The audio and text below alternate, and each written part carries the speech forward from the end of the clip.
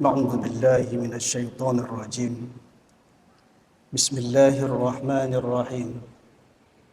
السلام عليكم ورحمة الله وبركاته.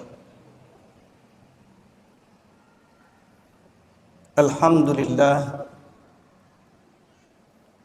لله الذي نحمده ونستعينه ونستغفره ونعوذ بالله من شرورنا ومن سيئات أعمالنا. من يهده الله فلا مضل له ومن يضلله فلا هادي له. أشهد أن لا إله إلا الله وحده لا شريك له وأشهد أن محمدا عبده ورسوله صلى الله عليه وسلم الذي لا نبي بعده. Ma'asyiral muslimin, sidang jemaah zuhur yang dirahmati oleh Allah. Puji dan syukur mari selalu dan senantiasa kita haturkan kehadirat Allah Subhanahu wa taala. Salawat dan salam mari selalu kita kirimkan untuk junjungan kita Nabi Muhammad sallallahu alaihi wasallam. Allahumma salli ala Muhammad wa ala ali Muhammad. Ma'asyiral muslimin, sidang jemaah zuhur yang dirahmati oleh Allah. Pada kesempatan yang terbatas ini, saya ingin menyampaikan hadis Nabi sallallahu alaihi wasallam yang diriwayatkan oleh Imam Bukhari. Dalam hadis ini Nabi sallallahu alaihi wasallam bersabda, Bismillahirrahmanirrahim. An Abdullah bin Umar radhiyallahu anhuma anna Rasulullah sallallahu alaihi wasallam qala al-muslimu akhul muslim la yazlimuhu wa la yuslimuhu wa man kana fi hajatihi akhihi kana Allahu fi hajatihi wa man farraja an muslimin kurbatan farrajallahu anhu kurbatan min kurbati yaumil qiyamah wa man satara musliman satarahu Allahu yaumal qiyamah. Akhrajahu al-Bukhari. Dalam hadis ini Nabi sallallahu alaihi wasallam menyampaikan bahwa sesungguhnya seorang muslim itu adalah saudara bagi saudara muslim lainnya. Tidak boleh menganiaya saudara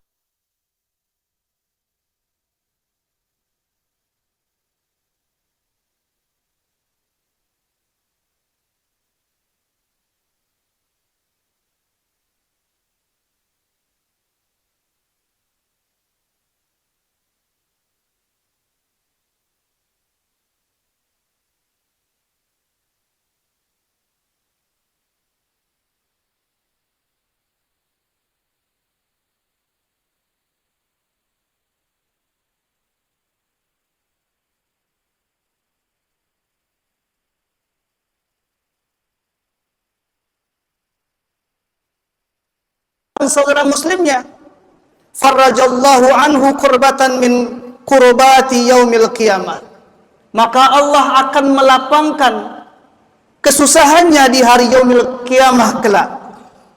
Wa man satara musliman satarahullahu yaumal qiyamah, dan barang siapa yang menutup aib, menutup aurat saudara muslimnya, maka Allah akan menutup aibnya pada hari kiamat kelak.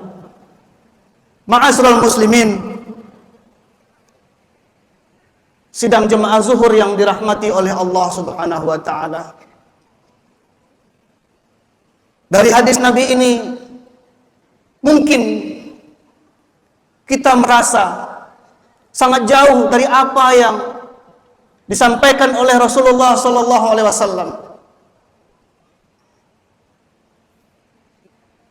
Bagaimana kita melihat penderitaan saudara-saudara kita di Palestina, Walaupun perang Palestina sudah berjalan lebih dari 2 bulan, hampir 90 hari peperangan antara Israel dan Palestina terus berkecamuk. Sudah lebih dari 19.000 orang meninggal dunia. Lebih dari 50.000 saudara-saudara kita di Palestina telah terluka gara-gara peperangan ini. Dan mungkin karena begitu lamanya, akhirnya informasi ini mulai redup. Informasi ini mulai berkurang. Dan bahkan mungkin kalau dulu kita menanti-nanti bagaimana informasi, mendengar informasi di televisi, informasi di media sosial kita, di WhatsApp, Facebook dan lain sebagainya, mungkin sekarang sudah mulai redup dan sudah mulai melemah. Padahal peperangan terus berkecamuk. Tidak ada berkurangnya penindasan kaum Zionis Israel laknatullah terhadap saudara-saudara kita di Palestina, terhadap saudara-saudara kita di Gaza. Mereka terus membombardir, mereka terus membumi hanguskan. Tidak saja warga sipil yang sudah dewasa, bahkan anak-anak, kaum wanita, bahkan rumah sakit, mereka sengaja incar untuk dibumi hanguskan dan mereka ratakan. Terakhir informasi kita dengar, bahkan dengan peperangan, penyerangan jalur darat, mereka langsung mengubur hidup-hidup saudara-saudara kita yang ada di Palestina. Mungkin informasi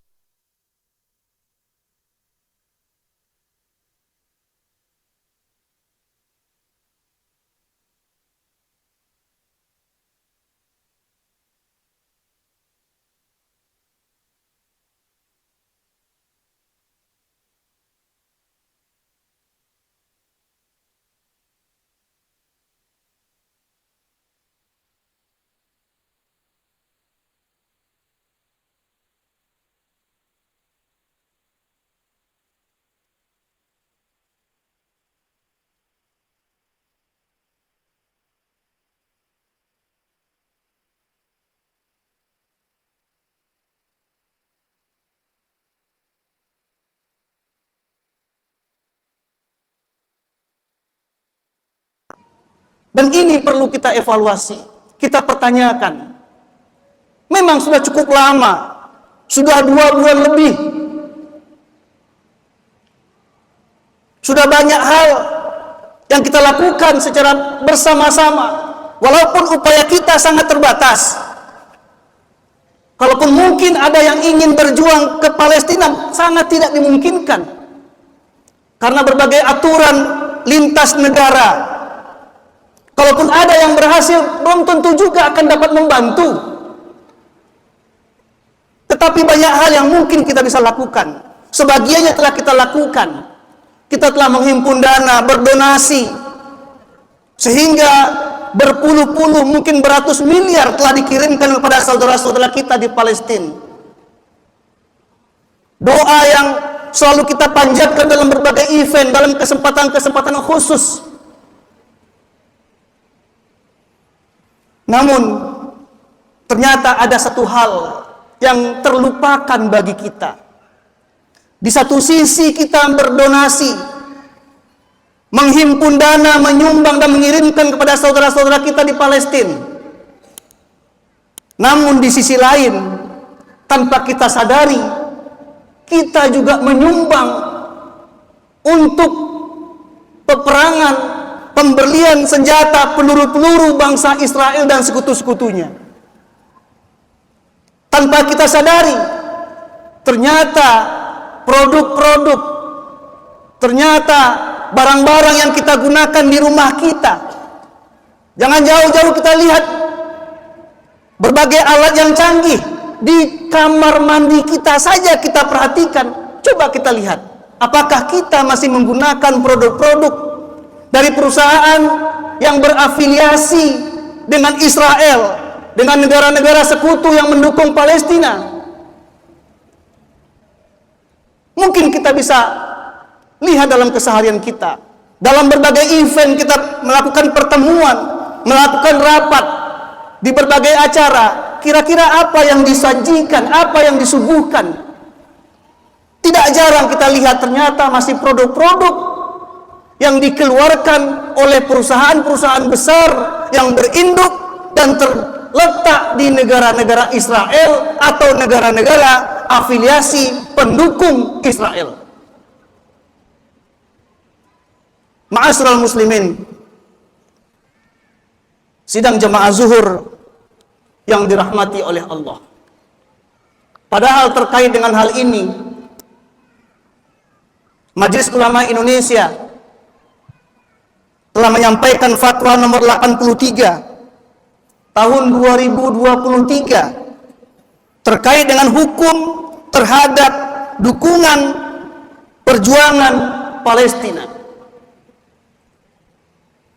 Dalam fatwa ini secara tegas, bagaimana fatwa MUI yang menetapkan bahwa wajib mendukung kemerdekaan Palestina. Itu yang pertama. Dan ini kita sudah sepakat.